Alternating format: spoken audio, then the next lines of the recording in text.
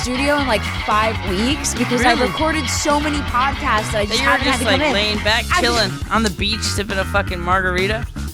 You're like, yeah, well, I'll get I don't drink, but I was in bed with my dogs for like 5 weeks, just like. Do your dogs drink? This is the great life. A little bit. Cool. Guys, without an introduction, my guest, Andy Milonakis, is here today. I'm so excited. We became friends because of Vine years ago. We were both like loving Vine, me, you, before and Simon. It got bad. before the shit hit the fan. Yeah. We were having so much fun on there. It was a really cool sweet spot for the first year. And obviously it's subjective, right? Yeah. But it's like, I think it was just kind of like gotten to more like teens and younger audience, but at first it was more like artistic and kind of weird and like shit. Adam Goldberg, remember like James Urbaniak and like Marlo Meekins. Hell yeah. And people were all doing like this really cool artsy shit on there. And then and I was breaking plates on the floor. That was hilarious though. We had a lot of fun. Yeah, it was good times. Shit. Okay, so we were just talking about, and I'm starting this off because we were just talking about how he just moved. Can I say that you? Yeah. Okay, so you can tell me my address if you want. Oh, okay, cool. So I'm gonna give out his address at the end of the podcast. No, you just moved downtown LA. Yeah. And I was telling him that like I lived in downtown LA in 2005 when there was nothing. Yeah, 15 years ago, it was like a dystopian fucking like Michael Bay film. Like so scary. Like there would be like just trash blowing down the street and like homeless zombies and like. I mean, they still have that. Don't get me wrong. Oh, okay. Good to know. But now there's nice places to eat and have some drinks amongst the homeless zombies. Right. So I mean, it was really scary back then, and I probably have told this story before, but I'm gonna tell it again just to like before we get into your worst firsts. Yeah. I'm gonna tell you my worst first experience living in downtown LA. Okay. So I lived in this place called the Medici on 7th and Bixel. I'm sure you've passed it. It's like this really fancy building in downtown LA where like a bunch of lawyers live there because they worked in downtown. But it was like the only nice thing in downtown LA. There was no, grocery store. There was nothing. There was a Rite Aid. That's it.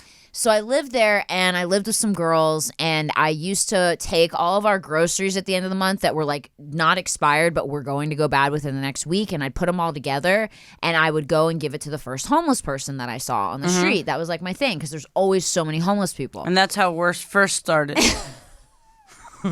My worst first time being a generous person. So here's my worst first time being a generous person. I see this lady, and she has a little dog with her, and I always feel bad for the people that have dogs, right? Because I'm like, oh, fuck. And she's sitting there, and she's got her head down, and I have this giant bag of fucking groceries, and I set the bag next to her because I didn't want to, like, wake her up, right? So I gently set the bag next to her, and she's like, what the fuck is this? And I was like, oh my God, like Jesus. And she fucking wakes up, pops up all psycho, and she starts going through the bag, and she's like, a can of tuna? What the fuck? I'm fucking vegan. And she's like, what am I supposed to open this with? My fucking teeth? And she had no teeth. And I was like, and I felt so bad. I'm like, I'm sorry, I was just trying to help. And she's like, guess what? I have fucking AIDS. And I was like, and she was spitting on me, and I'm all like, oh my God, did I get the spit in my mouth? Like, I was like so fucking scared. And then she starts chasing me. I'm not even fucking kidding. She gets up and she's fucking like rabid, and she starts chasing me. She's like, and I was like, and I'm like running through all these business people, and they're like, leave her alone. And I'm like, I'm like running from her, and I fucking ran so fast, and I fucking lost her. But how fucked up is that? It's crazy because it's one of those things that doesn't seem real. No, but you're kind of like almost like, what the fuck? I can't believe this is my reality right now. It was so, in the moment, I couldn't believe it was happening. Yeah. But then I was like, oh, she's a crackhead. Like, she was tweaking out. She was like twitching and fucking freaking out. Yeah, I didn't have that funny of a homeless experience, but I had something similar when you said that she's like, tuna fish, I'm a vegan. Yeah. I went to some like douchey Hollywood party where they give you a gift bag with a bunch of stuff in it. Right. One of the items was this like gold card from Burger King. It was like $100 gift certificate to Burger King. You could just use the card for anything up to $100. Right. You could keep going back, whatever. So I was like, all right, I'll ride and die for In-N-Out, but Burger King, McDonald's, like, fuck that That's where shit. I draw the goddamn line, okay? That's where I draw the line. I'm like, that shit's garbage. So I was like, yeah, I know it seems a little weird, me thinking it's garbage, giving it to someone, but I'm like, some people just actually need to eat, so it's probably better to give it away than throw it out. And they do have salads, I think. Yeah, so I mean, I'm the like, lettuce is probably plastic. So I just tell my friend to pull over, and I was like, hey man, you want this? It's $100 gift card to Burger King. The first homeless guy I saw, and he just looked at me and he goes, I don't eat Burger King. I'm like, okay. Got back in the car and bounced. I'm like, fair enough. Me either. I tipped my invisible hat to him. I was like, doesn't it blow your fucking mind? Like, it kind of blows your mind. Yeah, I mean, well, it blows my mind, but it doesn't, because I feel like there are so many homeless people that have, like, a lot of mental problems, right? Right. So, like, it's not like you're thinking, like, I wonder why he didn't take it. He needed it. Like, they're not logical a lot of the time. Yeah. There are some homeless people that are completely logical, and they just maybe a little bit, like, either down on hard times, or maybe they're just, like, choose that life for whatever weird reason. But then there are, like, a lot that are just super, yeah, a little bit, Yeah, I feel you on that. I know. So that was what I wanted to share with you, but you like downtown. It's cool. I like downtown. Yeah, I was telling Brittany before we started, I was about to move to New York, and then I started working with a new manager, and I did some independent film, and I started, like, thinking about, like, I would be limited in New York, and I'd have to feel like I'd fly 5,000 miles round trip every time I wanted to do some little work thing or cameo. I was like, it sounded cool at the time. So then when I decided to stay in LA, you get more bang for your buck. So I was like, all right, I need a big space where I could have a green screen and a little, like, makeshift studio and stuff like that. So I chose downtown based on the fact that they have a lot of, like, lofts and live-work lofts and stuff like that. Good areas to hang sex swings and things. Yeah, just all the important stuff, like all the vital things for survival. Yeah. Yeah, I love it. I have, like, a view of, like, a really busy street, and me and my friends see my computer, and they always jerk. They joke about me, like, jerking off in the window with, like, fucking 100 people downstairs looking at me. I only did that once, but I didn't get in trouble. Oh my God. Okay. All right. So I was telling you before the podcast, I was like, people come on here and they tell crazy shit. You don't have to get you can get as crazy as you want to get. Talking about bad dates, bad drug experiences, bad jobs. You can talk about pretty much worst anything. It doesn't have to just be one thing. No, it can be anything. Like, if you're like, oh, I had a fucking horrible time in elementary school. I was beat up or something. Like, it could be like your worst first time in elementary school or whatever. Well, I'll think of more, but I have one off the top of my head. Yeah. And then I'll think of some other ones. Okay, yeah. We can just go with it. It's totally I wish it was funny. This is just bad. Oh, okay. It's all good. We can cry. We like to cry on this podcast. I mean, in kind of thinking back, it was kind of funny and how fucked up it was. How, like, you see how human beings can be so fucked up. Mm-hmm. So I used to record music in this studio. It was on Sunset Boulevard, like, kind of like Hollywood, West Hollywood area. And I would go there to record. Also, it was a really big studio, so, like, we had, like, a kind of cool boys club thing. Like, after clubs, we would go there. We'd bring people back. We'd fucking just drink all night. And then sometimes 3 a.m. after we're drunk, we'll get in the booth and start making songs. It was, like, such a cool place that, like, anytime I was bored, I would just show up, and there would be, like, fucking, like, 10 people that I knew there. And it's just, like, that's a really cool place to have in L.A. Yeah. So I went there religiously. But right next door, there was a really ghetto underground club, and it wasn't just ghetto, it was, like, gang shit. Like, actually, like, gangs went there. You're like, I'm not even trying to say ghetto. You're like, no, it was, like, dangerous. Yeah, it was like actually dangerous. So it was like a bunch of gangs, and it was like totally off the books, like, underground shit where people would, like, party and drink and shit. Whoa. But it wasn't, like, authorized for that. It was, like, some underground shit. Right. It was just somebody's basement. And I knew like, never to go in there, right? Like, yeah.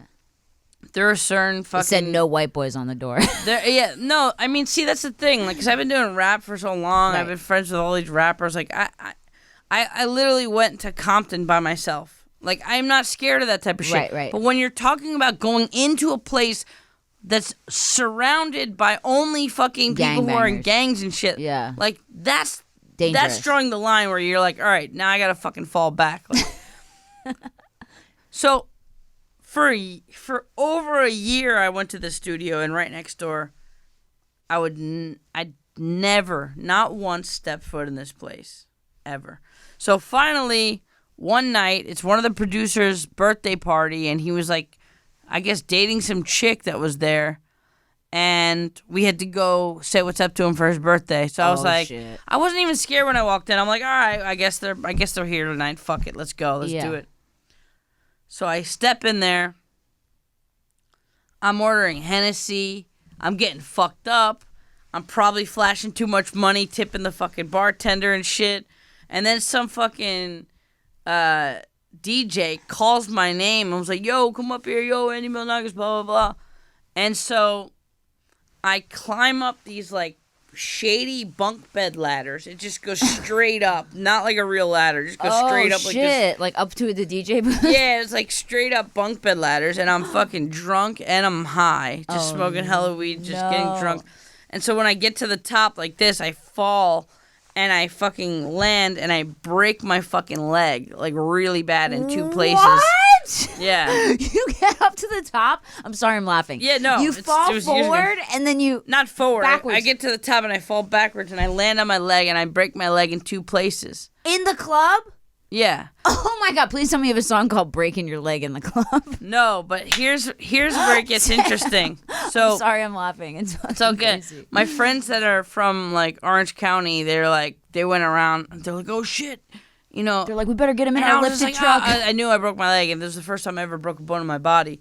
And they fucking went to get the car, and then two guys in the club each took a side of my fat ass and brought me up the stairs. And while they were bringing up the stairs, while they were helping me with my broken leg, they fucking robbed me while my leg was broken. What? They dug in my pockets and I had a lot of cash with me. They took like over $1,000 and they just dug in my pockets. They're like, we're trying to help you, man. We're trying to help you. And they just fucking ripped. We're trying to help you, man. They're grabbing your dick. Oh, it's not his wallet. That's his dick. All right, man. We're trying to help you. We're trying to help you, bro. Yeah. They literally ripped my wallet. They took my whole wallet. I had fucking over $1,000 in it.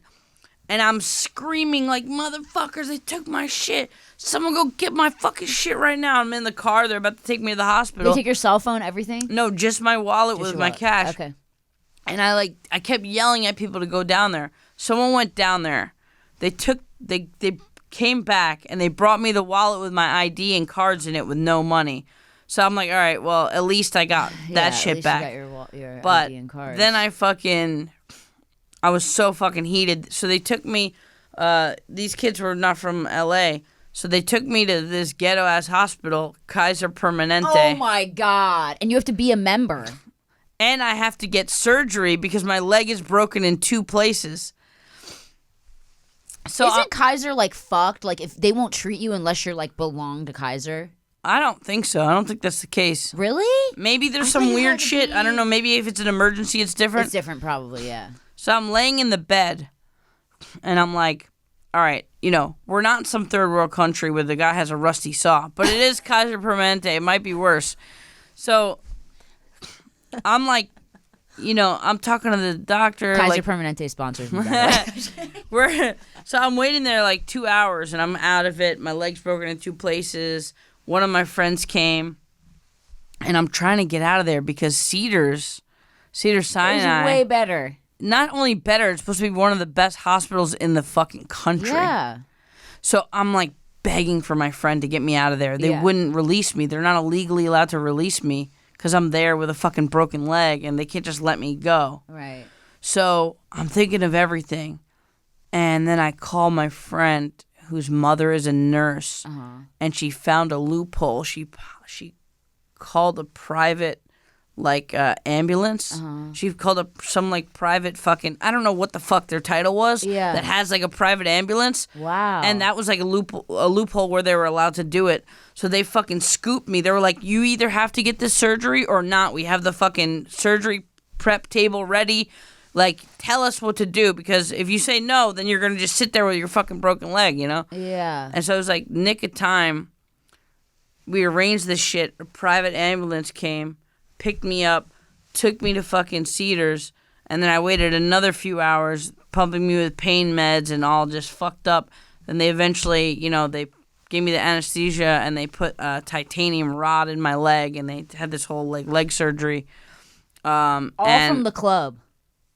All from drinking Hennessy in a fucking gangster club. Okay, but why at Cedars did they make you wait like 5 hours? Well, with a broken leg in 2 places. I don't know about 5 hours, but a long time. When you get there, they're not just like, well, we have your surgery table ready. You know what I mean? Can we talk about emergency rooms really quick? Like when you go in, you could be like, your arm could be coming off and spurting blood, and the girl's like, she just chewing gum. Yeah. Okay, why are you here? You're like, my fucking arm is bleeding. She's like, okay, what's your first and last name? Have a seat. We'll get to you. It's so true. The contrast of like them become. They don't give a fuck. They're like, I saw 8 people that died this week. Your arm is a little bloody. Sit the fuck down, loser. Like, but unless you have like a hole in your head, they don't care. That literally happened to me. Another story like there where I got hurt. This was kind of stupid on my part, but it just was one of those things I didn't think of. I was at another studio. Oh my God. I gotta stop making music. And hurt in the I think studio. God's like, this white boy sucks. Like, we're gonna fucking... He's like, I broke your goddamn leg in 2 places. What other sign do I gotta give you, boy?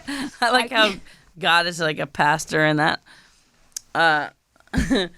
So yeah, you know the gates, the electric gates, right? Yeah. And like front of houses and shit. Yeah, I'm like, I called an Uber or whatever, because I have a license and I drive, but I just don't have a car. I like taking Uber.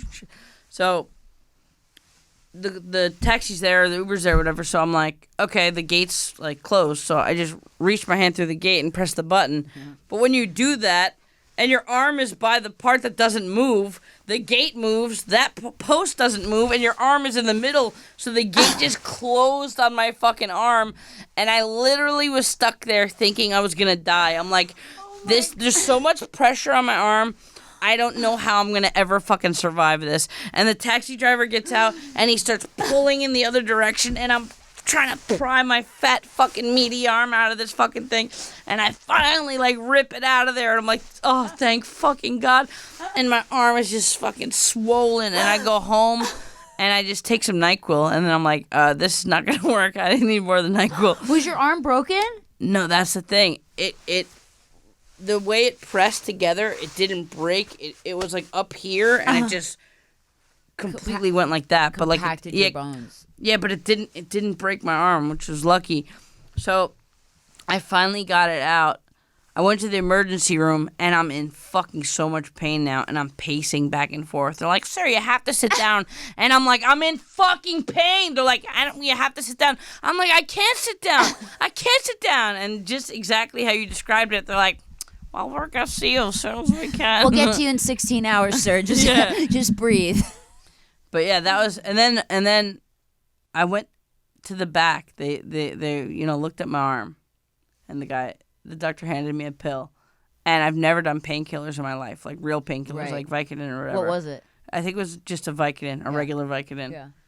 I took the Vicodin, and like 3 minutes later, I felt like that didn't happen to me. I was like, what? I was like, really? Now you know why people love painkillers. Yeah, that shit's dangerous though. They're so dangerous. It makes you feel that way with emotions too. Yeah. Like if you're sad about something, you just take a painkiller and they go away. Yeah, I mean, I've experimented. Like, I haven't experimented with like street drugs, because my thing is what's crazy about to me is like, I've known a lot of seemingly logical normal people being like, oh yeah, I just do Molly once in a while. But I'm like, but you're getting it from some like douche in a fucking tied back hair bun promoter who got it from another guy who got it from another guy who got it from another guy. Right. Where did it come from? It's so crazy. People are so free to put this random shit in your body that you have no idea what's in it at all. Not me. I will not do that shit. No. I know. Doesn't it kind of blow your mind at Coachella and shit,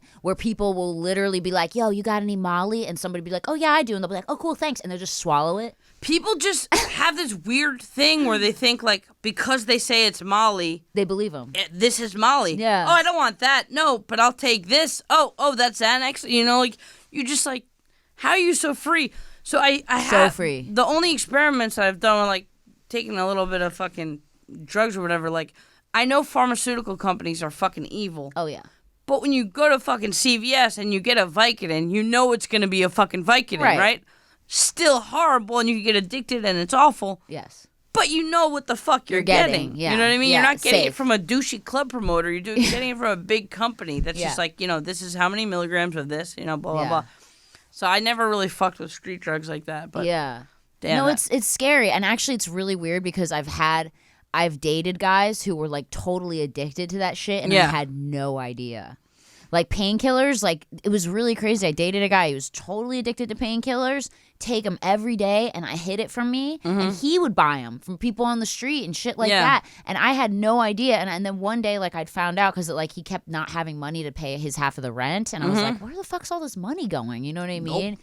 Nope. And finally, he had to fucking come clean, and then it all made sense. Like it was just like, oh my god. When people get addicted, people think they take like a couple pills a day. You get so addicted that some people take like fucking 80 pills a day. They'll just like sit there with like 3 bottles of water, and they'll just be like, here's 5, another 5, and they'll do like fucking like 60 in a row. It's like, insane. It's crazy how some people's tolerance gets so high that they can take that much. I don't want to encourage anyone, but I'm surprised that the body could actually handle that. You're just like, some people's can't. You're a heroin addict for 40 years? How the fuck are you still living? How does your heart not give out at that point? Me to everyone in my husband's band. I'm like, how are you guys still alive? No, it's crazy. Like, I was actually telling my husband about this too, is that it's so bananas because like he's done like every drug possible. Yeah. Like I, meanwhile, like look at like some weird weed the wrong way and I'm fucked up for like a week. Like some people's tolerances are so high, and some people are like me, we're so sensitive. Like if I take like 3 Aleve, I get fucked up. Like some people I can take like, oh hell man, like we should have a leave party, bro. That would be hot. No, but for real, like I get really bad period cramps, and my OBGYN was like, it's cool to take 2 Aleve and 1 Tylenol arthritis, and I was like, that sounds like a lot, but all right, I'll do it. Damn. And every time I knew you were a party girl. Damn, I knew you went hard. Yo, I take motherfucking Aleve. Yeah, but like I mixed kombucha with Aleve, and I was hallucinating for 3 minutes. Yo, for real though, like she first time I did it, I was like, whoa, I'm like tripping. like I'm just that sensitive to shit. You know what I mean? Like I've never done shrooms. I've never done ayahuasca. I've never done any of that shit. I want to do shrooms. Okay, we're taking a quick break. Okay. And then we're coming right back, and we're going to talk about all this drug shit. All right. Stay tuned on Worst First with Andy Milonakis. Meow. Meow. Okay, we're back. All right, so we're talking about drugs and drug tripping and everything. And my husband's like, let's go to Costa Rica and do ayahuasca. I'm going to Costa Rica in about 3 days, actually. Are you going to do ayahuasca? No, I'm going to play poker. Thank God. I had like an external panic attack for you. Like I was like, no, ayahuasca is probably the last thing that I would do. Right? But I do want to. My thing is because I'm such a prude with like psychedelics, I'm really just scared about like the anxiety. Oh yeah. If I didn't fear for having an anxiety attack while I'm fucking tripping and being like, I'm stuck here, I can't live anymore. Yeah, I need a Valium or I'm gonna die. Yeah, so like what I want to do one day, I don't think I'm ready, but I want to like just start by like maybe like microdosing shrooms. Right. Shrooms kind of are interesting to me, but pretty much nothing else is besides like weed, and like I'd love to like experience like a super super mild shroom trip. Yeah, mild. Yeah, but I feel like even mild, I'd freak the fuck out. Yeah, I guess it I'd be like, depends. why is his hair moving? No, but it's weird too, actually, because my psychiatrist was actually telling me that they're starting to microdose people with depression for depression with psilocybin mushrooms. Psilocybin is mushrooms. It's the same exact thing. All right, just kidding. So it was psilocybin. So yeah, I don't know what I'm fucking talking about, but she was like, it's actually something that they're experimenting with. It just passed recently for like like FDA for tests. Yes. And shit. And so I have friends that are going to try it. I'm like, dude, let me know how it goes. But fuck, it's scary. I really think if you're really, really safe about the amount you do, like, you know, say an experienced person, maybe takes a whole eighth, like 3.5 grams. Right. If you take maybe start with a half a gram. Yeah. I feel like your world is not gonna melt in front of you for fucking 5 hours. I think it's kind of more gonna feel like a little bit like, all right, I feel a little warm. Maybe I feel a little bit psychedelic, but not like super. I mean, I don't know if you relate to this, but I kind of just feel so fucked up in my everyday life that I can't imagine, I don't want to feel more fucked up. I feel so, I don't know if you ever do this, because I know you said you kind of have anxiety too, right? I do, but it's very, very rare now. Okay, but I don't know if you've ever had this when you were having anxiety, where you've had, depersonalization, where you feel like you're sitting in your body or sitting, outside of yourself. Have you ever had that happen to you? No, I don't think so. So, for instance, I was driving here today, and I have, such a high level of anxiety that sometimes, my body will, mentally take me out of it, where I was sitting there driving, but in my brain, I was, not in my body. Do you know what I'm saying? Yeah, it's very strange. I totally get it. I don't think it's happened to me, but I've definitely had some hardcore anxiety before, where I was just holy shit, I feel like there's, the worst.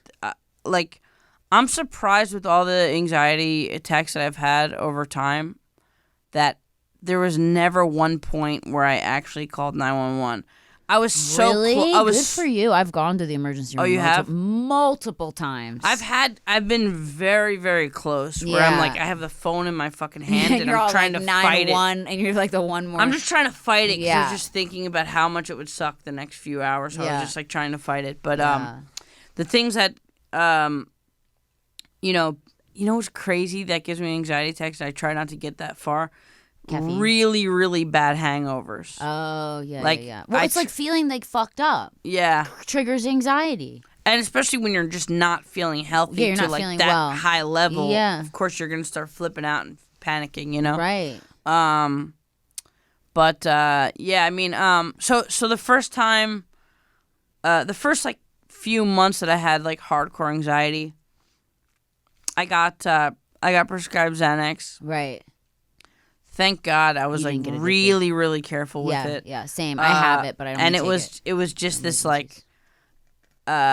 break glass for emergency thing in my pocket, and just having it there, being it was reassuring. I can do this anytime. It's gonna make me feel calm. Yeah. So now I'm feeling calm because I know it's there, and that helped me so much. And also I used to perform, Simon, obviously. Yes. Me, Simon, and Riff Raff, we used to do Three Loco. We used to perform live shows.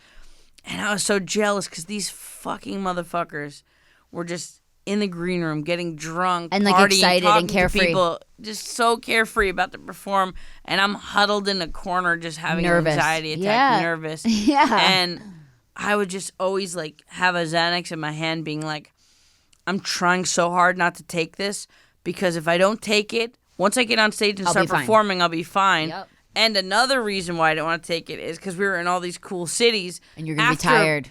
No, because after we performed, I wanted to go drink and party. And I'm really strict on mixing and shit. Benzos, yeah. So, on the rare nights that I had to take it, I'm just in this, city for one night. And I just refused to drink that night because I would just be okay, well, I had to take the Xanax. I'm just not going to drink and party tonight. You know? I was really responsible about it. That's so good. Yeah. It's actually really funny, though, because I was on a plane, and I was sitting with this lady, and I have really bad anxiety when it comes to flying, because I hate anything where it's not in my control. So I get on the plane, and I'm, really nervous, and I'm, shaking, and, I have Valium in my purse, which I literally... Can I have one? I'm just kidding. I give you Valium on my podcast. You're I'm not really into drugs. You say you have Xanax? I'm sitting on this plane and this lady sitting next to me. She's this rich, fancy looking lady, whatever. And she's sitting with me, and I was shaking. And I take tiny little pieces of my Valium if I absolutely need it to calm down. And she sees it and she goes, "Oh, is that Valium?" And I was like, "Yeah." And she's like, "Oh gosh." She's like, "I have mine too." She's like, I take a V&V every time I fly." You went to the bathroom together with her and you snorted lines of it. No, she goes, "I take a V&V every time I fly." And I was like, "What's a V&V?" And she's like, "A vodka and a Valium." She's like a Stepford wife. I was like, "All right, Dolores, have fun on your death trip." What the fuck? That's crazy. Some people don't give a shit. Can I tell you something I think is really interesting? And I don't know if you've noticed this in life, but the more people don't care or are carefree, the more they aren't, like, they're more those people are able to, like, do crazy drugs and be fucked up and do all this crazy shit because it's almost like they don't give a shit. Yeah. Have you noticed that? I mean, I think it's maybe stuff that we see. We don't see the repercussions. For every time there's someone that doesn't feel that, or is the people who drinks and does a drug and overdoses. You know what I mean? Like, that is true. Yeah. So it's like, but yeah, it's funny. I had to get over major fear of flying shit. I used to be so bad that I had to take a train from New York to LA 3 days in a sleeper car, and I've done it probably like 10 times. Stop. I swear to God. Because you didn't want to fly.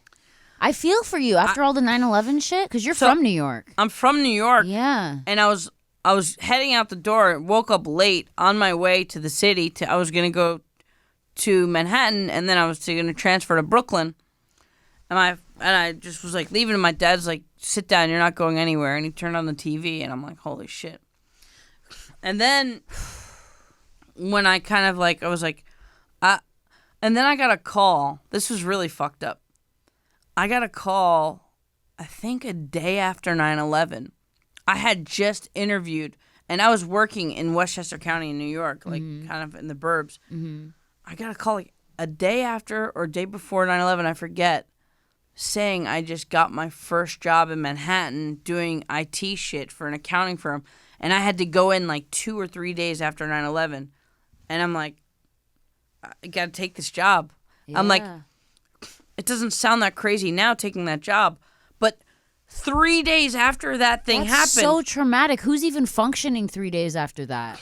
So now I'm like, everybody's like, what's going to happen next? Is there going to be some crazy war? Are there going to be more terrorist attacks, more fucking plane explosions, more fucking bombs? No one fucking knew. It was just total, like, fucking running around with pulling your hair. Chaos. So I was just like, fuck, I got to take this shit. And then Did you take the job? I took the job. I went into the city like 3 days after 9/11. And the first day, the accounting firm, I was the IT guy. I had to do all the computer shit. The first day I got there was a big, big virus on all the computers.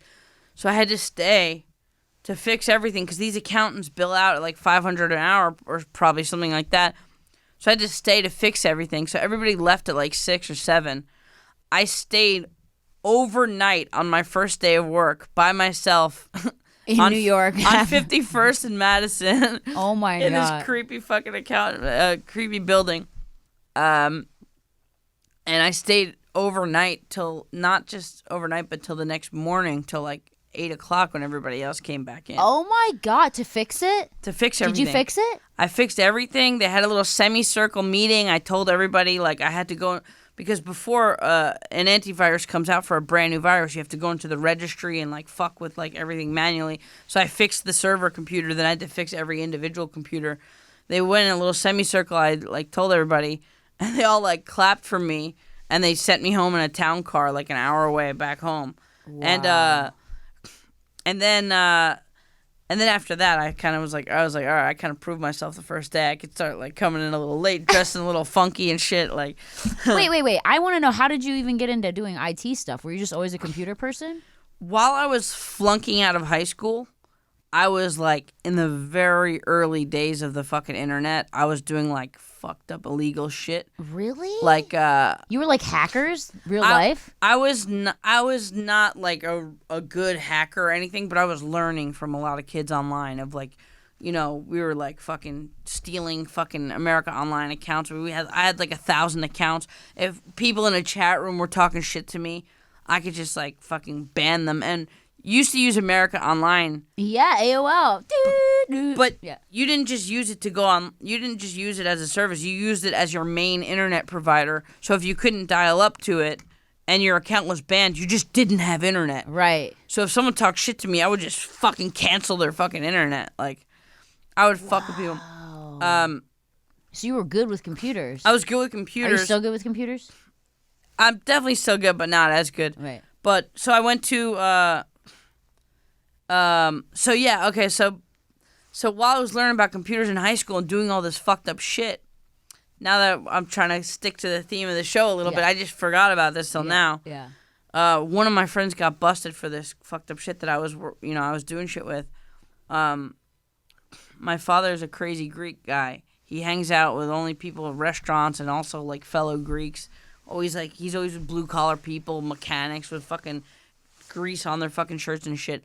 So I come home one day and I see 3 fucking white dudes in suits, and I'm like, oh fuck. Oh my God. It was the fucking FBI. They fucking showed up to my fucking house. They sat there and they asked me all these questions. You know, I admitted to a lot of shit. I didn't give any names, but I admitted to a lot of shit. And I admitted to, maybe not everything, but I admitted to a lot of shit. And then they tried to seize my computer.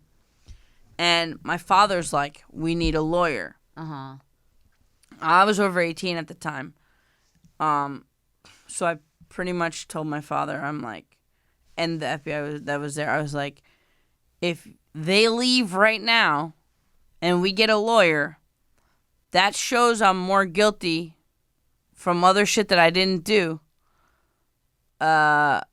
So as soon as they leave, I could just format my hard drive and write over it. Yeah. And then they wouldn't be able to find anything. Yeah. So I'm like, how about you just let them take it so it shows that I'm not guilty of these things? Because all the like really fucked up shit like credit card fraud and shit like that, I never did any of that. So they were like going to try to get you for that, but you didn't do it. Yeah, so I was like, to let them take it. And then I canceled some assholes' fucking accounts. Okay, sue me. You know, they were talking shit. So I was like, let them take it. And then I guess that maybe, I don't know if they thought I was bluffing or whatever, but for whatever reason, even though I told them I was over 18, I gave them permission to take it. Yeah. They ended up not taking it. I guess they saw that confidence and they were like, all right, and they just left. Never heard from them again. Yeah, because probably if you were like, don't take it, then they'd be like, oh, he's guilty. Yeah. But if you were like, okay, go ahead. Yeah. Damn, you got the fucking feds at your house, dude. Yeah, that was crazy. That's fucking gnarly. Were you on the Man Show before Jimmy this? Kimmel Live, not the Man Show. What? Sorry, Jimmy Kimmel Live. Sorry. All right. Well, way to know your guests work. Oh my God. So Jimmy Kimmel Live. When was that? Was that before or after this? That was way before. Way before. So you'd done Jimmy Kimmel Live. No, Jimmy Kimmel Live was way after this. Way after this. Yeah. Okay. How did that happen? So were you an actor as a kid? No. Nothing. Okay. No, I was nothing. No, I'm just kidding. I was nothing. I was a hacker, yeah. It's kind of funny, though. All this, like, fuckery, I kind of, like, think of it as, like, failing upwards. Like, all this fuckery that I was doing on the computers, I was, like, getting good with, like, you know, making little websites, you know, learning ins and outs. I was building computers. Right. I was learning about network shit, you know, all the security shit. Yeah. So, you know, early on, I was such a computer junkie, so anything that came out, any new technology, I was super up on. Mm-hmm. So, like, getting, like, a fucking webcam, you know, in, like, I don't know, the fucking 90s, and making a video of yourself, there was no YouTube. Right. You had to, like, have your own website.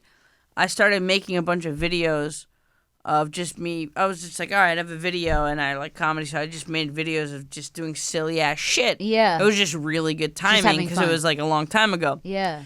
So I had to make 3 different types of files because people didn't have like good internet. Like some people had to download the videos.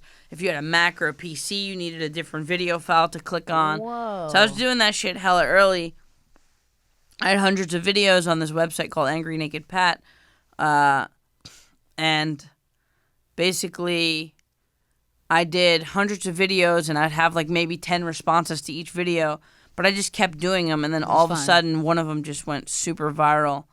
And this was so long ago that when my video started getting like 100,000 plays a day. Whoa. I got called from my internet company, and they told me I owed them like $8,000 because I went over in data. And like, you didn't used to get paid for it. You used to have to pay for the data. What the fuck? Yeah, so I had to work out some deal with them. I'm like, I didn't know. You're like, I'll shout you guys out. What can I do? Can I give you a brand? Like, can we do a brand deal? Like, yeah, so fucking, you're like, it's not my fault people like my shit. Yeah.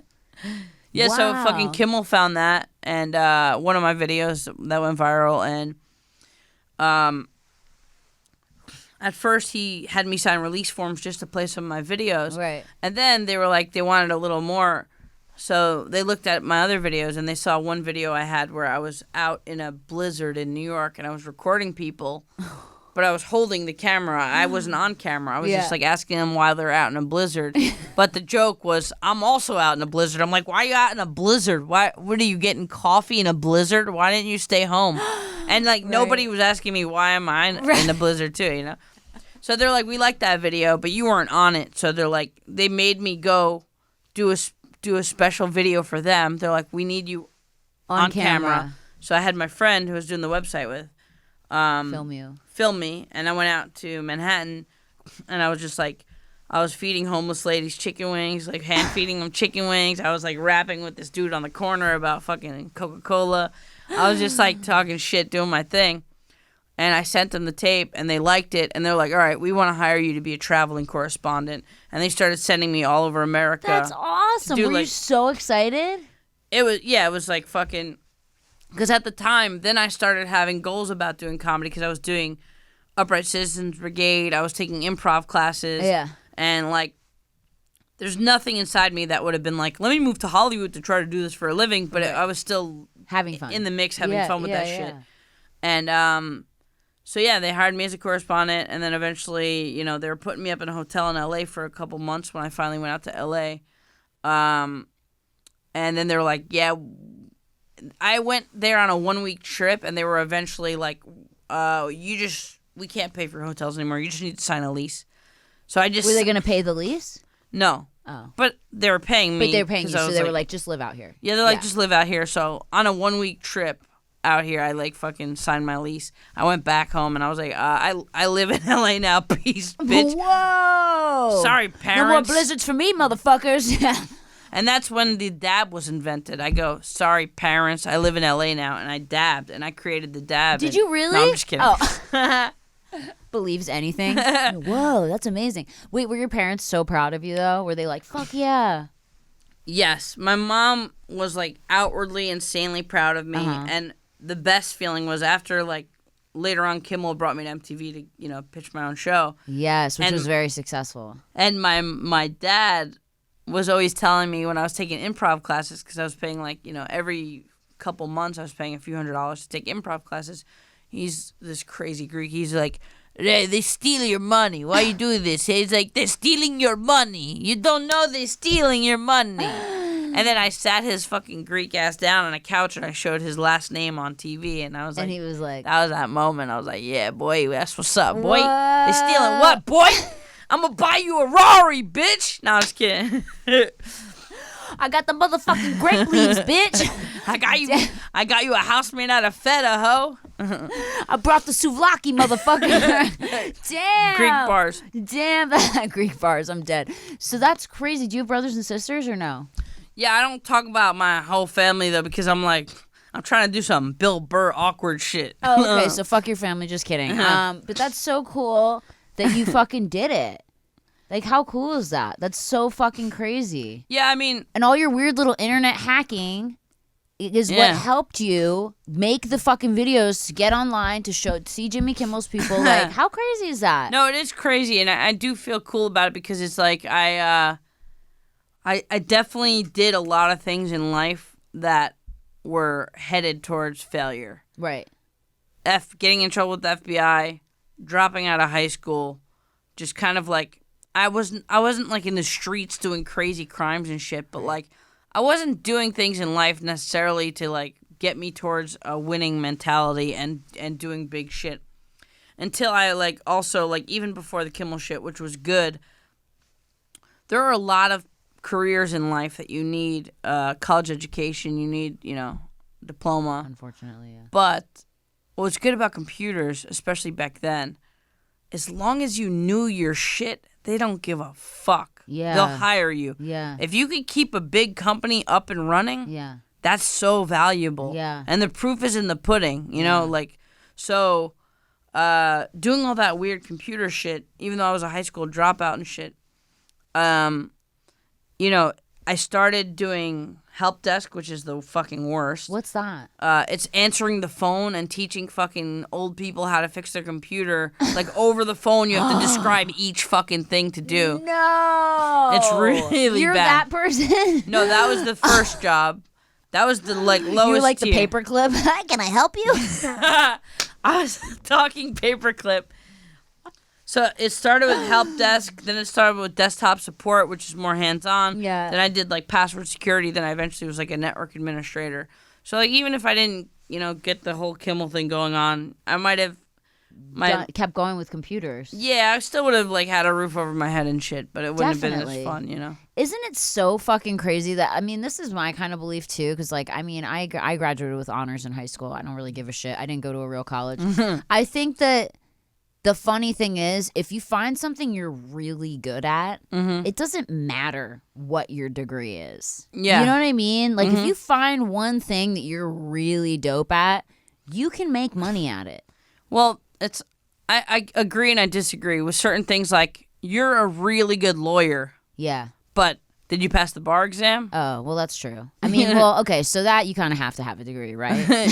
Yes, certain things. I mean, there are so many examples that work in what you say, though. Right. That is true, though. You do every blue collar thing, Right. and then there's a bunch of white collar shit too, like computers. Like, I keep meeting more and more people, though, in life who have never graduated high school or who dropped out and are so successful. Yeah. And I'm not trying to encourage people to drop out of high school because you're lazy and you don't want to fucking be in high school. Yeah.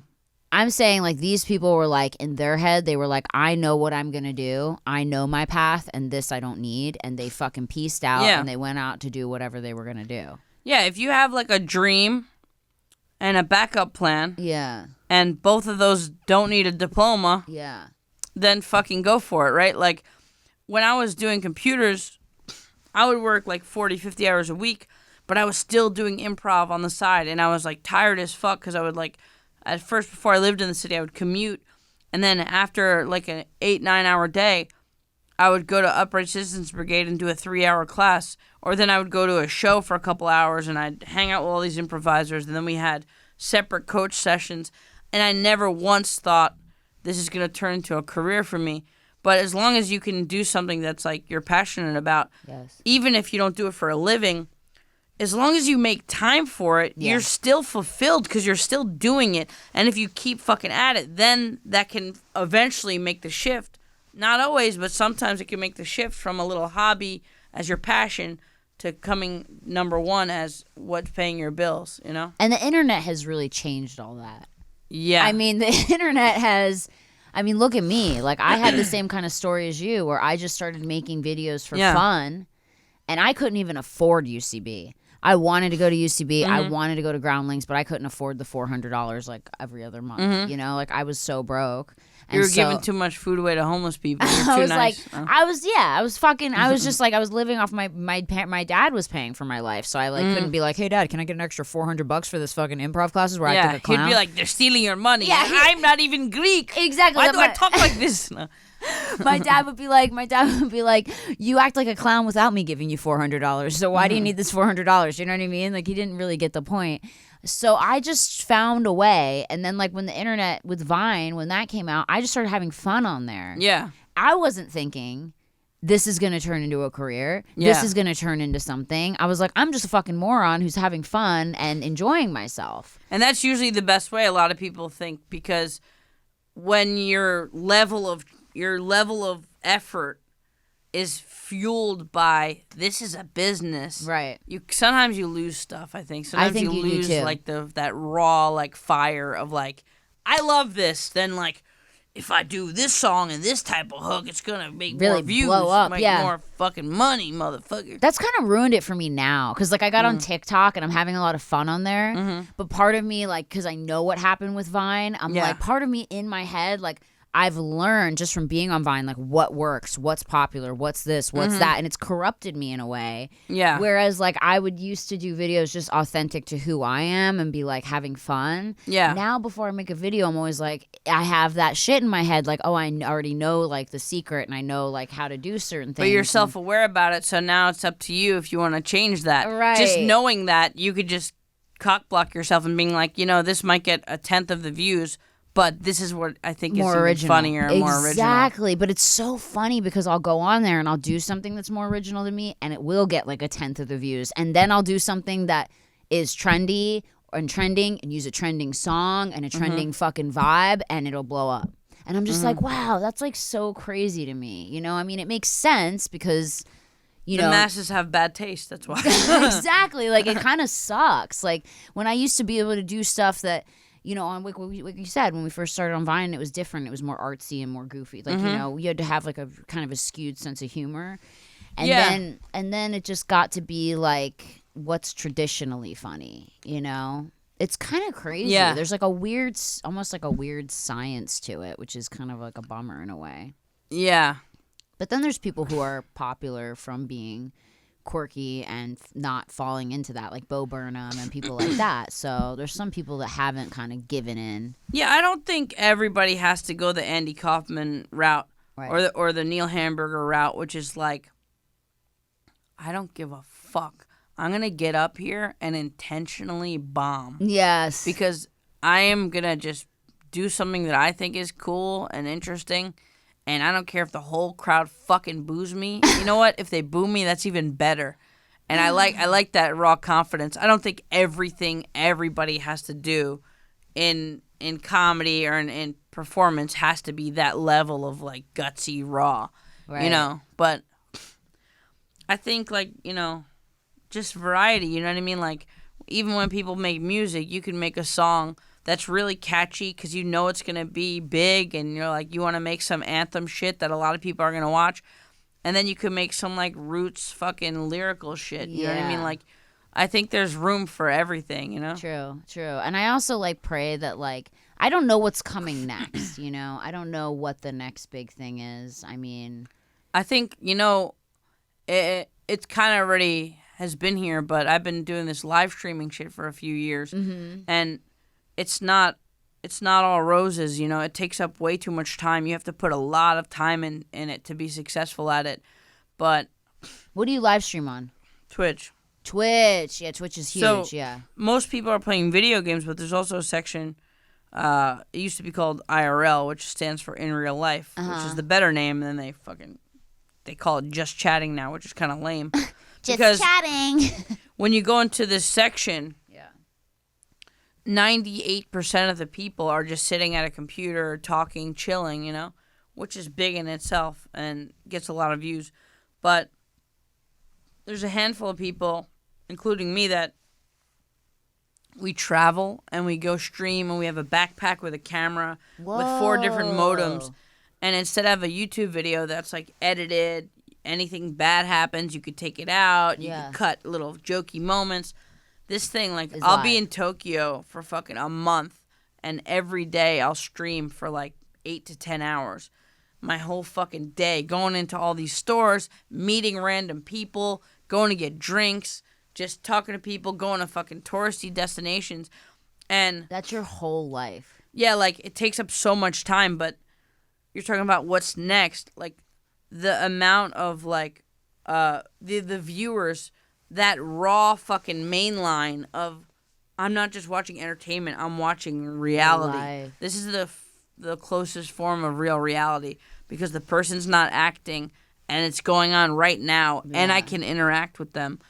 Somebody could give me an idea, like, dude, it's like the Truman Show. Yeah, like I was in Long Beach, and I was just like, oh, there's these little boats. I'm like, what if I just rent this boat for the night and I stream here having some beers, and I'll stay here overnight to stream the whole night. Do you go by yourself? Sometimes. Wow. So everybody in my chat was like, yeah, that's cool, right? And then I called the company, and they're like, yeah, there's like a 3-week wait. And then someone in my chat was like, what about the Queen Mary? The Queen Mary is this boat. I know, in Long Beach. Yeah, it's like bigger than the fucking Titanic. And it's haunted. And there's actually rooms that you could rent as a hotel. I didn't have any clothes. I didn't have any plans. I was just like, okay, I just walked on this fucking boat. I got a hotel room on the boat. I did this midnight fucking haunted tour in the engine room and the old fucking broken pool. And that idea was just from someone in chat said, go to the fucking Queen Mary. And they let you do that there? They let you film it and everything? It was a gray area. You're like, I did it without their permission. It's all good, though. But yeah, I mean, that type of shit I think is going to get bigger and bigger as 5G and more technology comes up where you don't need this whole big rig. You could just stream with your phone. People love watching people. Yeah. We're a very, voyeuristic society. But when you're watching something that was filmed a year ago, or when you're watching something as it's happening is different. You know what I mean? Yeah, yeah. So I think that shit's just going to keep blowing up, the live shit, So how do people find you on Twitch? It's twitch.com/Brittany Furlan. No. Yeah. No, it's just my full name. Okay, so yeah, twitch.com/Andy Milonakis. Look up the spelling. You can figure it out. Yeah, but that shit's cool. But, it's like I said, it's not perfect. It takes up way too much of my fucking time because I want to do other stuff. And it's like, you have to really You got to bring your fucking Twitch into getting an anal exam. You're like, sorry, doc. This is how I pay the bills. Stick it in. The emergency room. I'm bleeding. Breaking your fucking leg again. What did it feel like, by the way? I was kind of drunk. But So it was really fucking painful. It was painful? Yeah. Did you feel the bone break? I mean, it happened so fast, quick, yeah. but I definitely when I was laying there, I felt like I couldn't move. I was like, fuck. Luckily, I didn't hit my fucking head, man. Oh, that's fucking gnarly. Yeah. Damn, dude. I fucking loved having you here today. We're already in an fun. hour. This went really fast. Yeah. It's crazy when I have the greatest conversations with people. I feel like time is Yeah, we had some machine gun shit. Dude. Drugs and broken legs. That's what we're going to title this podcast. Okay, so you're on Instagram, you're on Twitter, you're on Twitch, and it's all just Andy Milonakis. People know where to find you. Guys, I was so happy to have my guest today, Andy Milonakis. Make sure to leave lots of comments, lots of love. I read all your comments, even the shitty ones, and I appreciate you all for listening. And we'll check you all next week on Worst First. Meow, meow, meow, meow. Do you have a cat? No. No, I don't. I just like meowing.